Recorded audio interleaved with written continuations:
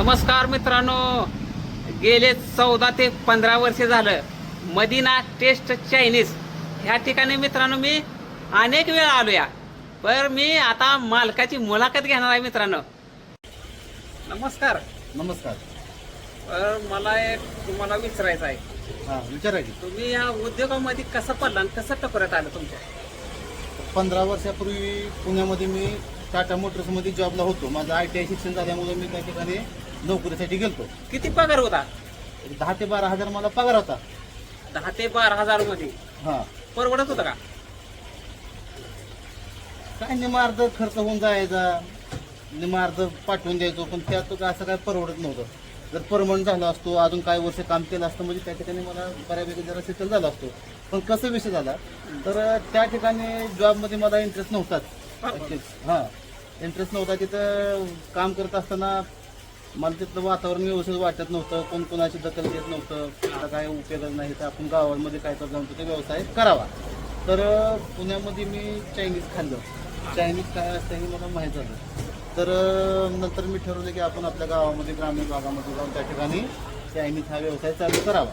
म्हणजे तुमच्या टकोऱ्यात आलं, तुम्ही चायनीज खाया गेल्यावर ती आपल्या गावाला वेळापूर गावामध्ये हा उद्योग सुरू करावा. हां, हा बरोबर आहे. मग ते व्यवसाय सुरू करावा हे माझ्या लक्षात आल्यानंतर मी म्हणजे डायरेक्ट तुम्ही उद्योगच चालू करावा इथं आल्यावर. म्हणजे अनेक समस्या तुम्हाला आल्या असतील की वेळापूर मध्ये आल्यावर. आता व्यवसाय चालू करताना सुरुवातीला विषय सगळ्यात महत्त्वाचा असतो तो म्हणजे भांडवल. हा भांडवल. आणि ह्या व्यवसायाचा आपल्याला अनुभवही काय नव्हता. तर त्या काळात मला मित्रांनी, माझ्या बंधुराजांनी, वडिलांनी सहकार्य केलं. परत वर्षभर थोडा धंद्याला रिस्पॉन्स काय नव्हताच वर्षभर. हा, लोकांना माहित नव्हतं बाबा ही चायनीज नेमकं काय आहे, कसं लागतं म्हणजे खायला. वर्षानंतर माहित झालं की चायनीज काय आहे ते. हा, मग लोक येऊन खायला लागले. त्यांना चांगलं वाटल्यानंतर त्यांनी दुसऱ्याला सांगायला लागले. असा आपला प्रसार होत गेला.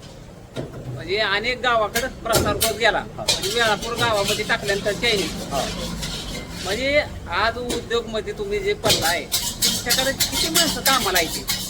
आज माझ्यापाशी 10 लोक कामं करतात आणि आम्ही 3 जण, मी, वडील आणि आमचं बंधुराज, असं मिळून टोटल 12 लोक आम्ही मिळून काम करतो. शून्यातून सम्राट उभा केलेलं एका साध्या माणसानं आज 12 माणसं कामाला आहेत मित्रांनो. मदिना टेस्ट चायनीज आणि दुसऱ्या शाखा कशाच खुलली तिकडे? तर 2.5 वर्षापूर्वी काय झालं, इथं ब्रिजचं काम चालू झालं. तर रस्त्याची म्हणजे कसली सोय नाही, कस्टमरची जायची यायची. अगदी आम्हाला सुद्धा आमचा व्यवसाय असून रस्त्यामुळे अनेक अडचणी आल्या. हा चला. म्हणून काय केलं आम्ही, धंदा आमचा पूर्ण कमी झाला. मग अकलूज रोडला पेट्रोल पंपाला आपलं हे पेट्रोल पंप पहिली शाखा आहे. अकलूज रोडला पालखी चौक. हा, पालखी मैदानाला चिटकून रस्त्याच्या वरच्या बाजूला तिथं लिंबाचं झाड आहे बघा. तर बरोबर. शाखा नंबर 2 मदिना टेस्टी चायनीज शाखा नंबर 2 हे आम्ही 3 वर्ष झालं तिथं चालू करून. तिथं सूप काय तर ऍड्रेस आहे ना? विसू पार्कच्या लगत चिटकूनच आहे. चिटकून कोलेकर हॉस्पिटलला चिटकून. चिटकून. हा. हा बर. दुसरी शाखा. बर. आणि तुम्ही ते उद्योग मध्ये पडला म्हणजे असं महिन्याला किती कमवता? महिन्याला किती कमवतो? समाधानकारक कमवतो. बरोबर. मी खुश आहे. म्हणजे ती 10-12 माणसं जगवून तुमच्या पोटापुरतं राहताय म्हणा. कॉम्पिटिशन खूप आहे, आणि महागाई आता हे वाढली. अनेक वेळापूर मध्ये चैन दुकान आहे ती. हा. तुम्हाला कसं वाटतंय?